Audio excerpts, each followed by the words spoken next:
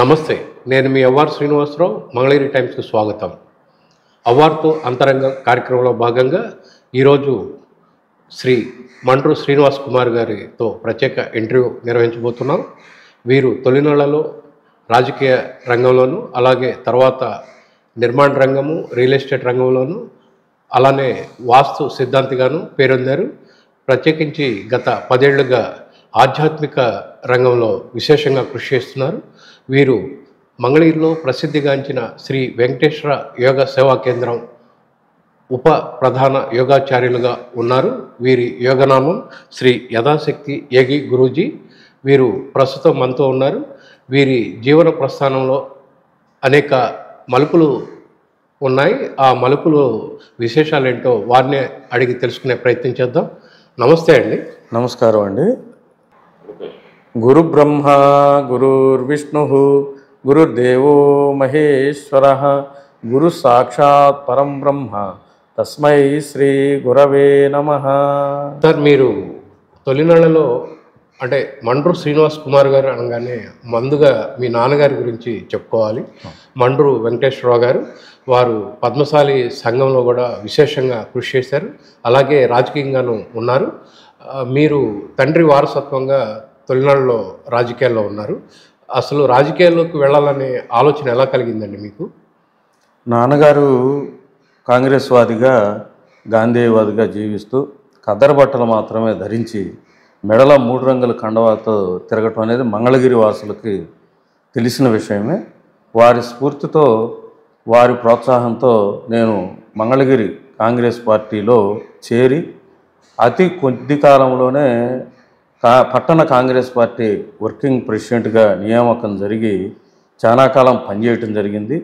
ఆ తదుపరి ఇంకా పదవులు అలంకరించినప్పటికీ కూడా రాజకీయాలు కొంత డబ్బుతో కూడినటువంటి ప్రభావం పెరిగిపోవటం వలన నాకెందుకనో రాజకీయాల నుంచి విరమించుకోవాలని అనిపించి నేను రాజకీయాల నుంచి విరమించుకున్నాను.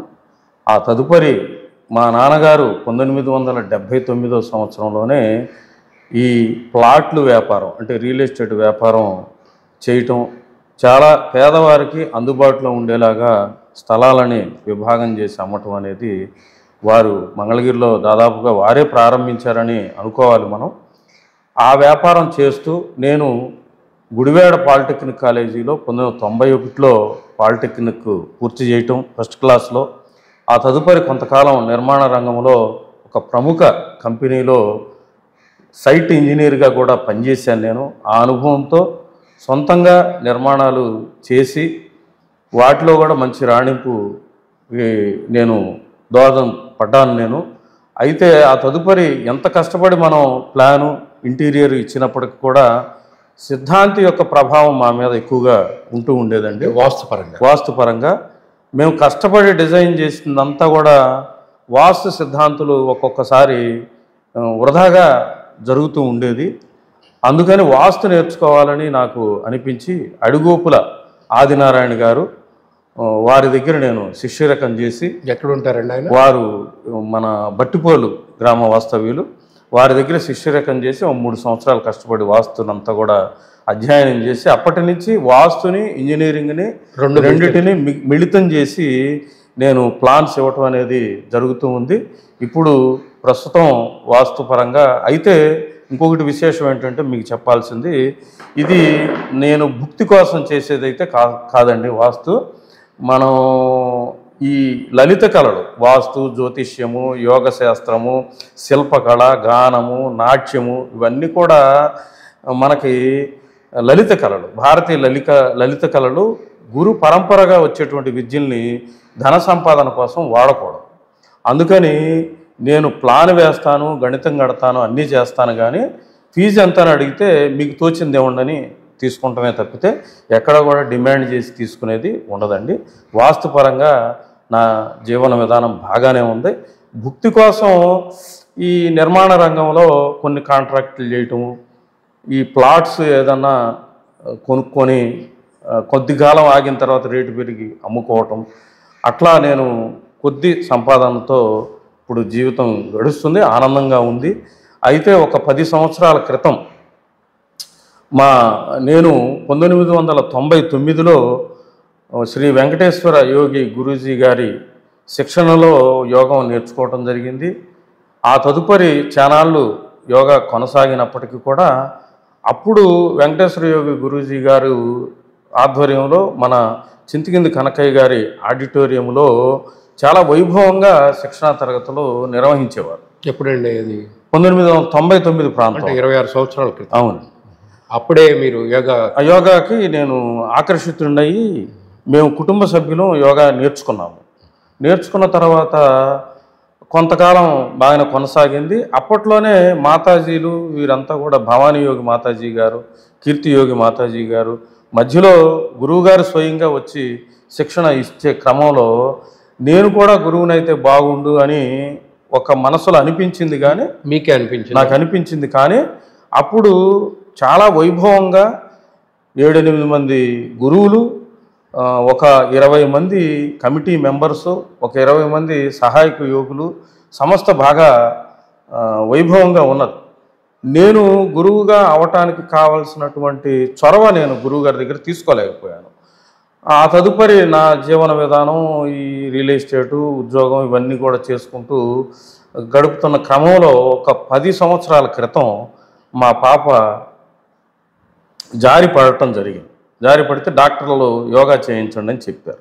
అప్పుడు నేను మళ్ళీ 126వ శిబిరం 2015వ సంవత్సరం సుమారుగా జూన్ జూలై ఆ ప్రాంతంలో మళ్ళీ మా పాపను తీసుకొని యోగా శిక్షణకి వెళ్ళటం జరిగింది. అప్పుడు నాకు చాలా బాధ వేసింది. ఎందుకండి అంటే చాలా తక్కువ మంది మెంబర్స్, 126 శిబిరంలో 7 మాత్రమే నూతన సాధకులు చేరటం జరిగింది.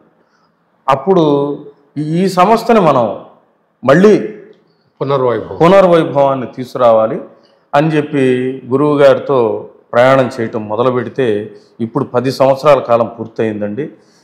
నా సేవలు మెచ్చి గురువుగారు నాకు దైవ సమానులు, పూజ్య గురుదేవులు, వారి ఆశీస్సులు లేకుండా నేనేమి సాధించానని నేను అనుకోను.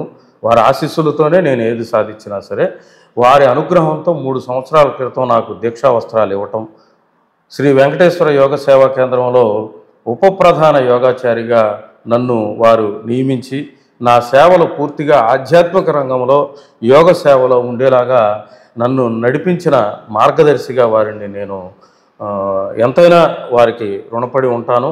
వారి మార్గదర్శకత్వంలో నా తదనంతర జీవితం, నా భవిష్యత్తు జీవితం అంతా కూడా వారు ఎలా నడిపిస్తే అలా ఉంటుంది. ఆధ్యాత్మిక రంగంలో సేవ చేసుకుంటూ యోగాన్ని ముందుకు నడిపించాలి, 10 మందికి ఆరోగ్య సూత్రాలు నేర్పించి ఆరోగ్యవంతులుగా తీర్చిదిద్దాలనేది నా లక్ష్యం. అంటే ఇప్పుడు మీరు 3 సంవత్సరాల క్రితం ఉప ప్రధాన యోగాచార్యులుగా బాధ్యతలు స్వీకరించారండి. అవును. నాటి నుంచి ఇప్పటి వరకు ఎన్ని శిబిరాలు మీరు నిర్వహించారండి? ఇప్పుడు నేను గురువుగా ప్రమాణం చేసి 5 సంవత్సరాలు పూర్తయిపోయిందండి.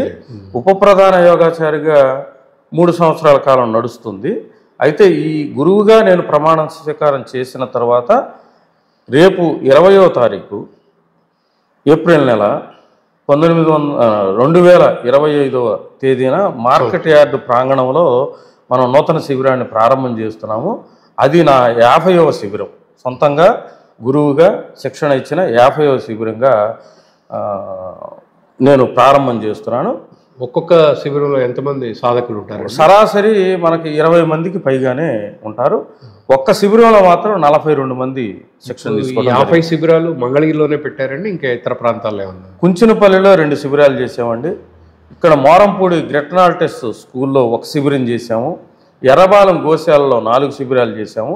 మిగిలిన అన్ని కూడా మంగళగిరిలోనే నిర్వహించడం జరిగింది. ఈ శిబిరాలు నిర్వహణలో అంటే యోగ సేవా కేంద్రం వ్యవస్థాపకులు వెంకటేశ్వర యోగి గురూజీ గారు, వారు ఉద్యోగరీత్యా బదిలీ అయ్యి ఇప్పుడు ప్రస్తుతం వైజాగ్లో ఆంధ్ర విశ్వవిద్యాలయంలో తెలుగు ప్రొఫెసర్గా ఉన్నారు. ఈ గ్యాప్ని మీరు ఫిల్ చేశారని భావిస్తున్నారండి? అంటే వారుతో సమానం అని కాదు, కానీ వారి ప్రతినిధిగా ఇక్కడ ఉన్న ప్రాంతీయ కేంద్రాలన్నిటికీ వారి తరపున నన్ను వక్తగా పంపించటం, ఇతర శాఖల్లో యోగ శిక్షణ శిబిరాలు జరిగినప్పుడు మనకి ముగింపు ఆనంద మహోత్సవాలు నిర్వహిస్తూ ఉంటాం. అంటే యూనివర్సిటీలో ఎట్లయితే స్నాతకోత్సవాలు చేస్తారో అట్లా మన సేవా కేంద్రంలో కూడా శిక్షణ అనంతరం నూతన యోగ సాధకుల యొక్క సహాయ సహకారాలతో ఒక సత్సంగాన్ని ఏర్పాటు చేయడం జరుగుతుంది. ఆ సత్సంగంలో వక్తగా ప్రధాన అతిథిగా నేను వెళ్ళేలాగా ఈ ఉప ప్రధాన యోగాచార్య పదవి అనేది మనకి ఉపయోగపడుతుంది.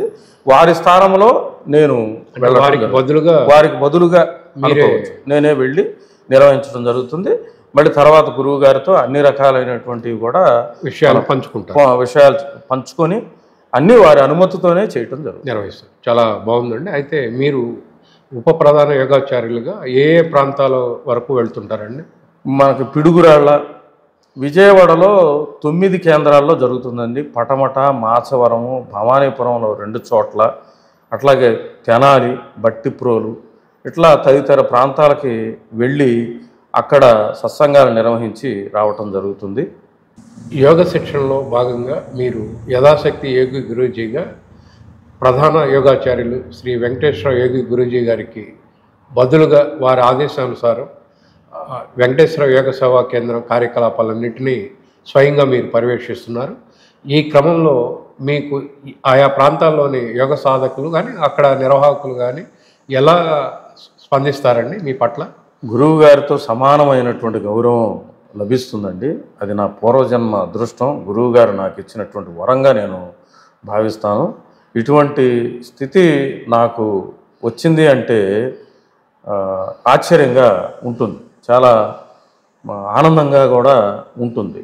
ఎందుకంటే ఒక వ్యక్తి ఒక పెద్ద పెద్ద పదవులు, రాజకీయ పదవులు చేయొచ్చు, ఇంకేమైనా చేయొచ్చు, కానీ ఆ పదవులు కొంతకాలం మాత్రం ఉంటాయి. ఈ పదవి జీవించినంతకాలం కూడా, మనం సేవ చేసుకున్నంతకాలం కూడా ఉండేటువంటి పదవి. దీనికి విరామం లేదు.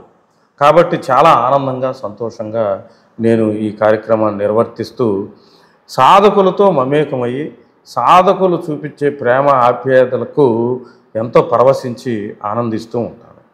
ఈ 3 ఏళ్ల కాలంలో మీకు బాగా సంతోషపడిన ఘటనలు ఏమైనా ఉన్నాయండి?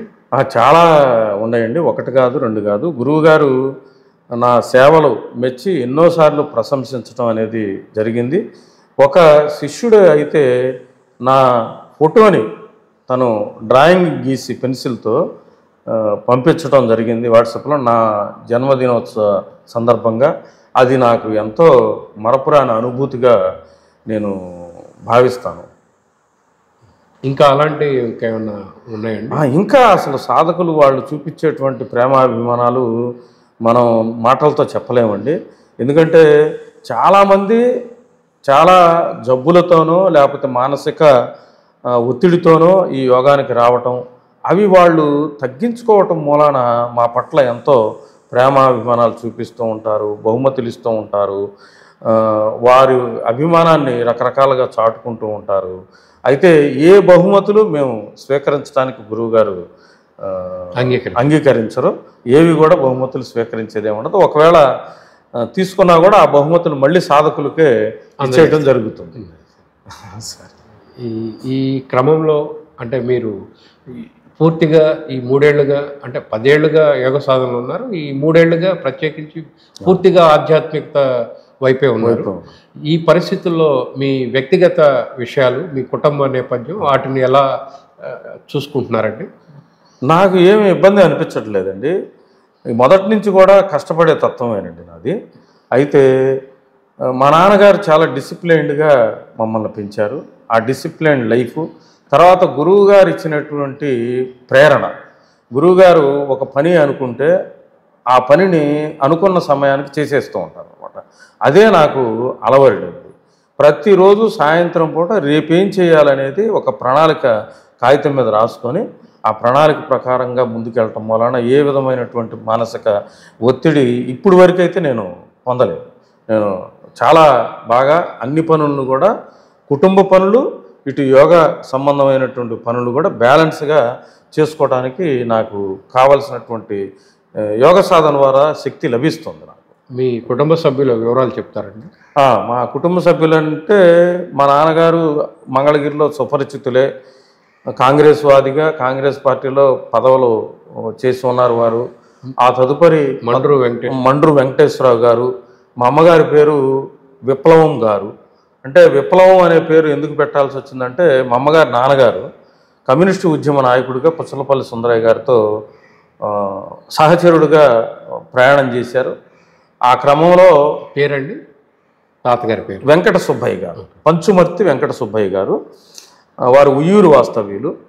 అయితే 1942 క్విట్ ఇండియా మూమెంట్ జరిగినప్పుడు మా అమ్మగారు పుట్టడం జరిగింది. అందుకని విప్లవం అని నామకరణం చేశారు అమ్మగారికి. నాకు అది కూడా స్ఫూర్తి ఉంది. ఎందుకంటే పుచ్చలపల్లి సుందరయ్య గారు ఆస్తి ఎలా అయితే పార్టీకి రాసిచ్చారో మా తాతగారు కూడా పార్టీకి ఆస్తి రాసి ఇవ్వటం జరిగింది. అట్లాగే మా నాన్నగారు కూడా భావజాలం అంటే కాంగ్రెస్ పార్టీలో పనిచేసినప్పటికి కూడా కొంత కమ్యూనిస్టు భావజాలంతో ఉండేవారు. మేము ముగ్గురు సోదరులం, శివనాగేంద్ర కుమార్, అజయ్ కుమార్, శ్రీనివాస్ కుమార్. మా ముగ్గురు తర్వాత ఒక చెల్లెలు పద్మప్రియ ఉన్నది, విజయవాడలో ఉంటున్నారు. అయితే నాన్నగారు స్ఫూర్తే నాకు బాగా ఎక్కువగా పనిచేసిందండి. నాన్నగారు ఏమిటంటే సమాజానికి మనం ఏదో ఒక కంట్రిబ్యూషన్ అంటే మన వంతుగా మనం ఏం చెయ్యాలి, మనం సేవ చేయాలనే భావంతో పద్మశాలి సంఘం అధ్యక్షులుగా సుమారుగా 15 సంవత్సరాలు ఏకగ్రీవంగా మంగళగిరి లాంటి ప్రాంతంలో పనిచేసి ఎంతో స్ఫూర్తిని నింపారు పద్మశాలి కులంలో. మంగళగిరి పట్టణ పద్మశాలి సంఘం, మంగళగిరి పట్టణ పద్మశాలి బహుత్తమ సంఘానికి అధ్యక్షులుగా 15 సంవత్సరాలు సుమారుగా ఏకగ్రీవంగా పనిచేశారు. మీరేమన్నా చేశారండి అందులో? నేను పద్మశాలి యువజన సంఘంలో ట్రెజరర్గా పనిచేయటం జరిగింది కొంతకాలం పాటు. ప్రస్తుతం అయితే మాత్రం నాకు మా గురువు గారి స్ఫూర్తితో మతాలకి, కులాలకి, ప్రాంతాలకి అతీతంగా కేవలం యోగ సాధకుడిగా యోగాన్ని 10 మందికి అందించాలనే లక్ష్యంతో మాత్రమే పనిచేయటం జరుగుతుంది. అది మీ కుటుంబంలో నాకు మేము ఇద్దరం అండి, భార్య భర్త, అన్యోన్యమైనటువంటి దాంపత్యము. 30వ సంవత్సరంలో అడుగుపెట్టాము.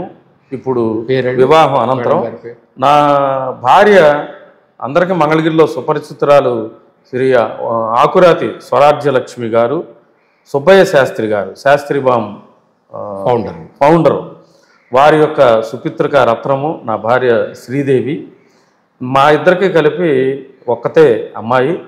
ప్రస్తుతం ఇప్పుడు వైజాగ్ అంటే విశాఖపట్నం ఎన్ఆర్ఐ కాలేజీలో మెడిసిన్ మొదటి సంవత్సరం చదువుతుంది. కన్వీనర్ కోటాలో ప్రతిభతో ఫ్రీ సీటు సంపాదించింది.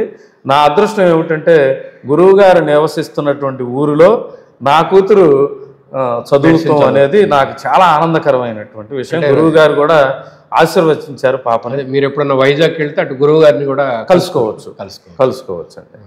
చాలా సంతోషం అండి. ఇక మీరు ఇప్పటికీ వాస్తు రియల్ ఎస్టేట్ రంగాల్లో ఉన్నారండి? ఉన్నారు. అంటే జనరల్గా మంగళగిరి ప్రాంతం అంటే ఇప్పుడు రాజధాని సింహద్వారంగా ఉంది. ఇక్కడ రియల్ ఎస్టేట్ వ్యాపారం కొంత పుంజుకున్నట్టు కనిపిస్తుంది. అయితే ఈ రియల్ ఎస్టేట్ రంగంలో కూడా అనేక అక్రమాలు జరుగుతుంటాయి.